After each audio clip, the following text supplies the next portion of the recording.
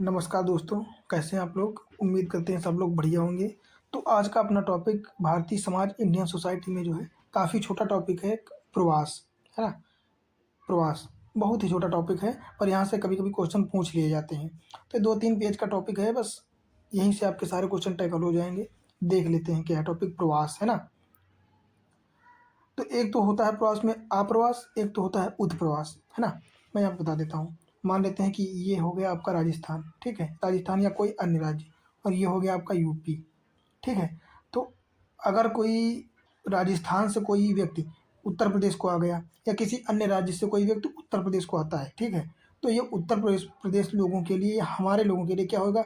ये आप्रवास होगा, है ना? कि यहाँ पे कोई आया है बाहर से, फिर वो कारण कोई भी हो सकता है, रोजगार हो सकता है, शिक्षा हो सकता है ना? कोई भी कारण हो सकता है, शादी विवाह हो सकता है, कुछ भी हो सकता है, पर इसको हम लोग आप्रवास करेंगे।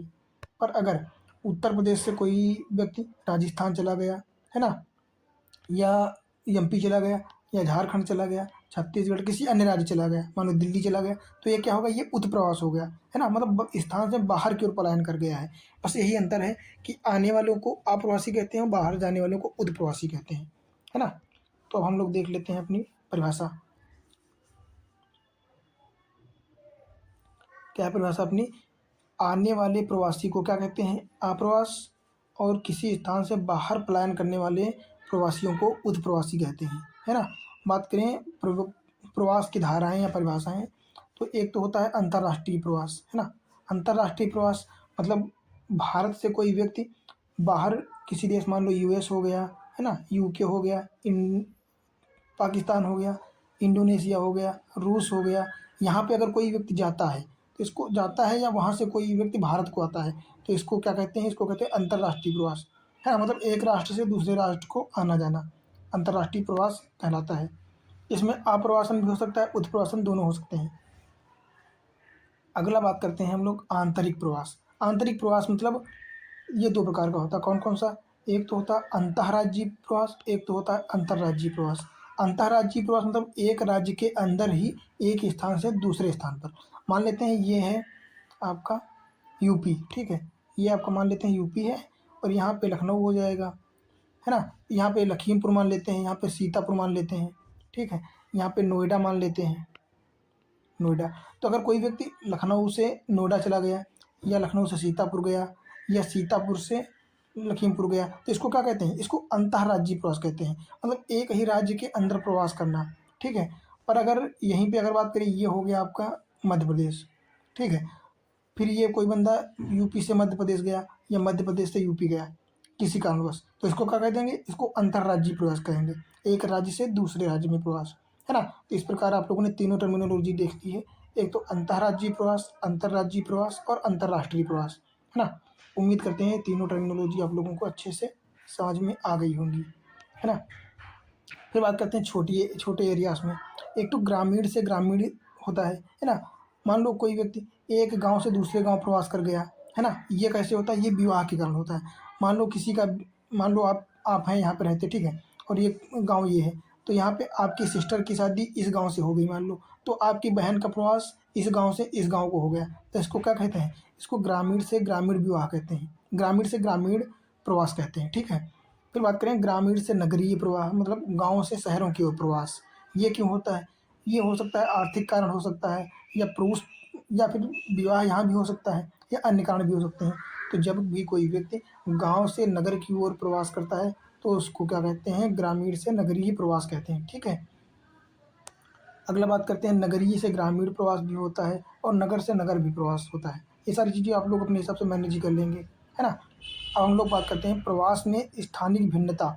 जैसे महाराष्ट्र हो गया, दिल्ली, गुजरात, हरियाणा में सर्वाधिक प्रवास, है ना? जैसे महाराष्ट्र, दिल्ली, गुजरात, हरियाणा, इन क्षेत्रों में सबसे ज़्यादा प्रवास होता है।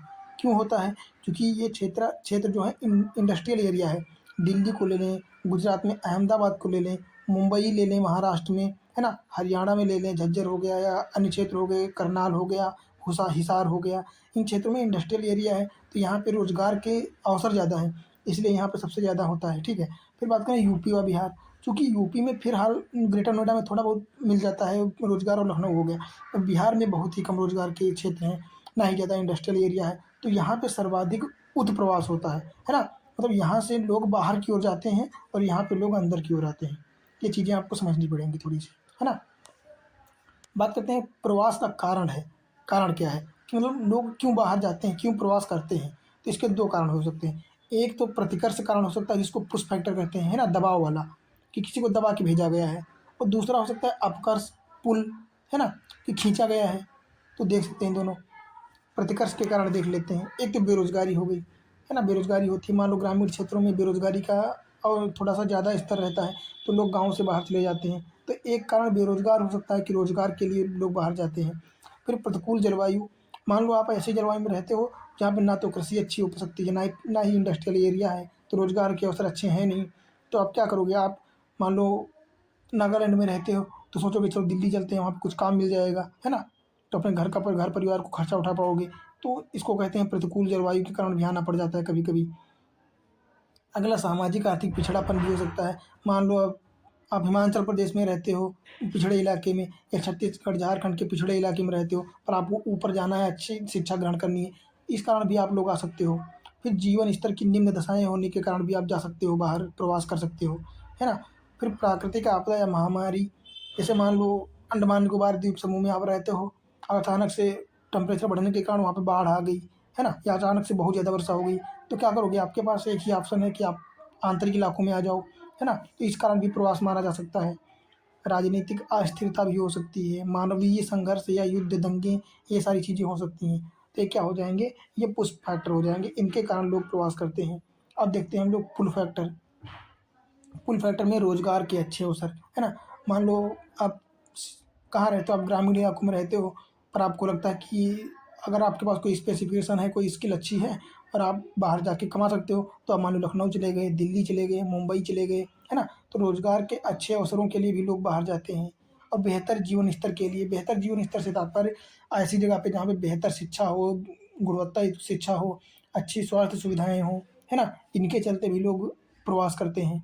शांति व सुरक्षा के लिए भी जाते हैं, क्योंकि ग्रामीण इलाकों में ना उतनी सुरक्षा नहीं हो पाती है ना। स्वतंत्रता व समानता, प्राकृतिक संसाधन हो सकते हैं, अनुकूल जलवायु हो सकती है। हालांकि ये दोनों एक दूसरे का पूरक ही हैं, है ना।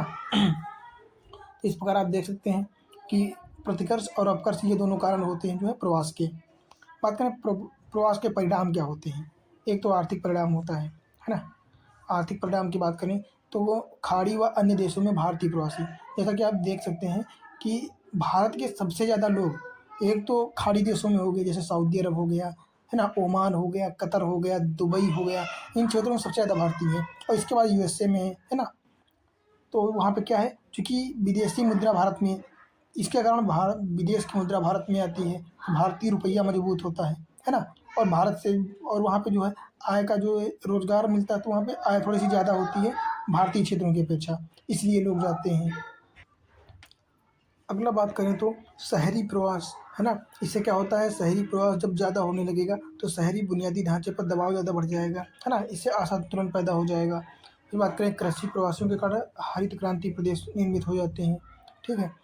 अगला बात करें जनसांख्यिकीय परिणाम क्या होता है कि जनसंख्या एक स्थान से दूसरे स्थान पर जब ज़्यादातर अधिक मात्रा में जो है पहुंच जाएगी, बढ़ने लगेगी, प्रवास करेगी, तो जनसंख्या असंतुलन पैदा हो जाएगा।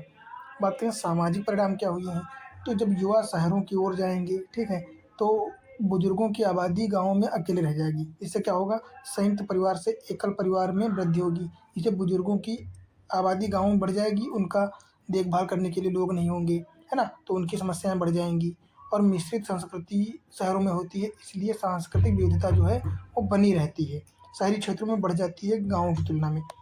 अगला बात करें पर्यावरणीय परिणाम क्या होते हैं, तो शहरों पर अधिक दबाव बढ़ने से आधारभूत ढांचा जो है कमज़ोर होने लगता है, प्राकृतिक वेटलैंड व वनों को क्षति होती है, क्योंकि लोग उस क्षेत्र के आसपास के पेड़ों को काट करके जो है अन्य बिल्डिंग्स बनाने लगेंगे, पार्क बनाने लगेंगे।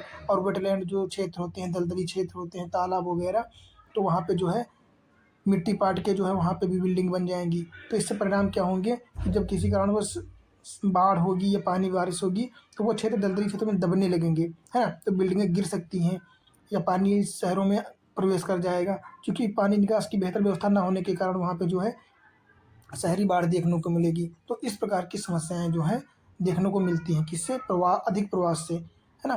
तो बस इस टॉपिक में जो है इतना ही था।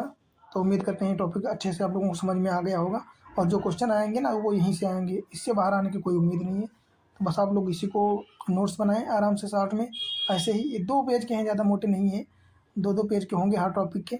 बना लेंगे तो आप लोगों के लिए जो है क्विक रिवीजन के लिए बहुत ही बेहतर होंगे, है ना? मेन टाइम पे एग्जाम से एक दिन पहले, और इन्हीं को पढ़ के जो है आपका बीड़ा पार हो जाएगा, उम्मीद है मुझे।